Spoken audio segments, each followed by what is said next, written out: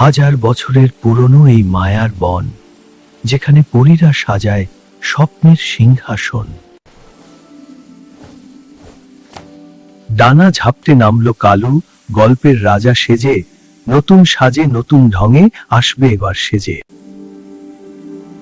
খুলবে জাদুর বইয়ের পাতা, ছুটবে কল্পনার ঘোড়া, রূপকথার এই দুনিয়াতে আমরা সবাই জোড়া। চুপটি করে বসো সবাই, শুরু হলো কাজ। কোন গল্পটা শুনবে তোমরা, বলবে কালু আজ। এক দেশে ছিল রাজকুমার নীল। পাহাড়ের চূড়ায় সোনার প্রাসাদে সুখেই কাটছিল তার দিনগুলো।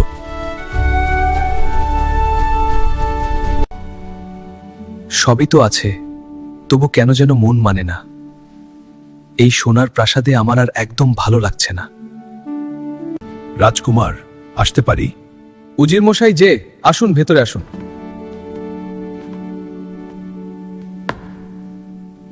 রাজকুমার, কিছু মনে না করলে আপনাকে একটা কথা জিজ্ঞাসা করতে পারি? এতে সংকোচের কি আছে উজির মশাই, বলুন। আজকাল আপনাকে খুব চিন্তিত দেখাচ্ছে রাজকুমার। কোনো সমস্যা হলে আমায় বলতে পারেন। কি আর বলবো উজির মশাই, এই প্রাসাদে বা রাজকার্যে আমার আর মন বসছে না। কি যে করব কিছুই বুঝতে পারছি না, কিসের যেন এক অভাব বোধ করছি। বুঝতে পারছি রাজকুমার। রাজকুমার, এক কাজ করুন, দিন কয়েকের জন্য আপনি অরণ্যে শিকারে ঘুরে আসুন। আমি সব দিক সামলে রাখব। আচ্ছা উজির। আমি আপনার যাওয়ার সব বন্দোবস্ত করছি রাজকুমার। আমি কি তবে এখন আসতে পারি? হ্যাঁ উজির মশাই, আপনি আসতে পারেন। শুনুন উজির মশাই, আমার পঙ্খিরাজ ঘোড়াকে তৈরি করুন। আর আমি একাই যেতে চাই, সাথে কোনো সৈন্য লাগবে না আমার। যেমন আপনার ইচ্ছা রাজকুমার। যাও উজির, রাজ্যের ভাগ্য তোমার হাতে।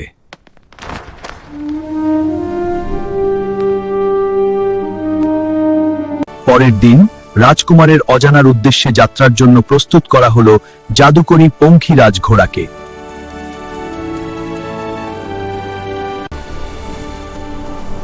প্রাসাদের ফটক পেরিয়ে বীরের বেশে বেরিয়ে এলেন রাজকুমার নীল। তার পঙ্খিরাজ ঘোড়া যেন তার অপেক্ষাতেই ছিল। ডানা মেলল পঙ্খিরাজ। মুহূর্তেই প্রাসাদ পেছনে ফেলে রাজকুমার নীল উড়ে চললেন অজানার উদ্দেশ্যে। পাড়ি দিয়ে মেঘের সীমানা রাজকুমার এসে পৌঁছালেন এক নাম না জানার রহস্যময় অরণ্যে, যেখানে প্রতি পদক্ষেপে লুকিয়ে আছে মায়া। মাটিতে পা রাখতেই রাজকুমার নীল বুঝতে পারলেন এ বন সাধারণ নয়। এখানকার প্রতিটি ধূলিকণায় মিশে আছে শত বছরের প্রাচীন জাদু। সহসা বদলে গেল বনের রূপ। মায়াবী আলো আর অশরীরী সংকেত রাজকুমারকে এক গভীর গোলকধাঁধায় ফেলে দিল। কুয়াশার পর্দা ছিঁড়ে চোখের সামনে ভেসে উঠল সেই মায়াপুরী, যেখানে বন্দী হয়ে আছে এক মায়াবতী রাজকন্যা আর হাজার বছরের নীল পদ্মের রহস্য। এ কি, ফটক মিলিয়ে গেল! এ বন সাধারণ নয়, এখানকার প্রতিটি ধূলিকণায় মিশে আছে প্রাচীন জাদু। সরোবরের বুকে ফুটে উঠল মায়ার পথ। রাজকুমার নীল পা বাড়ালেন সেই অজানার ঠিকানায়, যেখানে ইতিহাস থমকে আছে এক অভিশাপে।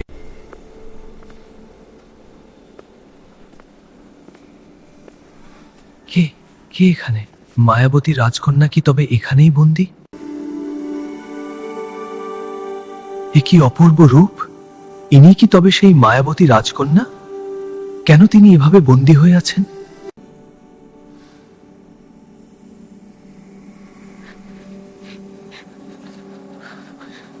আমি আপনাকে উদ্ধার করতে এসেছি।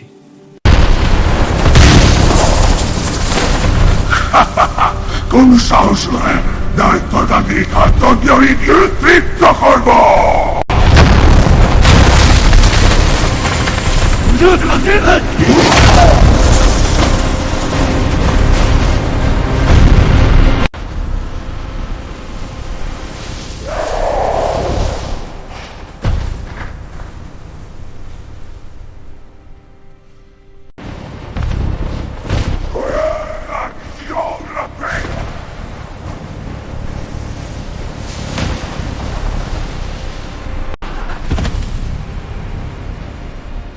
অন্যায়ের পতনাদ শুরু হলো।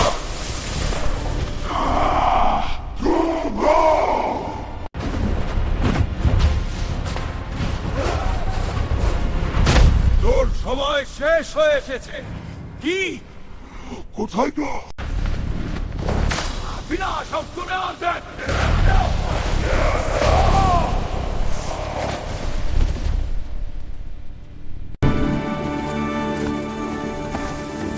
চলুন রাজকন্যা, এবার আমাদের রাজ্যে ফেরার পালা। আপনি আমার নিমনে রাজ্য দেখা গেল আমরা দেখলাম না।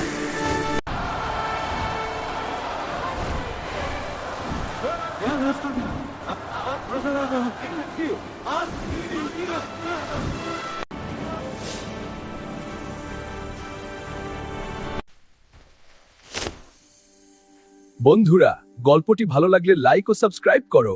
আবারও হাজির হব নতুন কোনো জাদুকরি গল্প নিয়ে। আজ তবে আসি।